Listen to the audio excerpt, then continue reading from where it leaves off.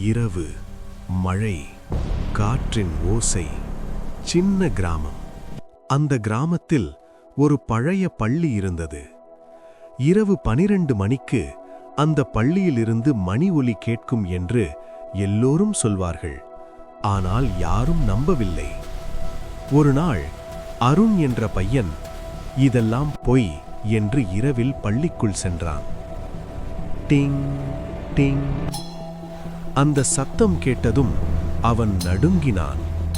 திடீரென கருப்புச் சாயல் ஒன்று அவன் முன் தோன்றியது.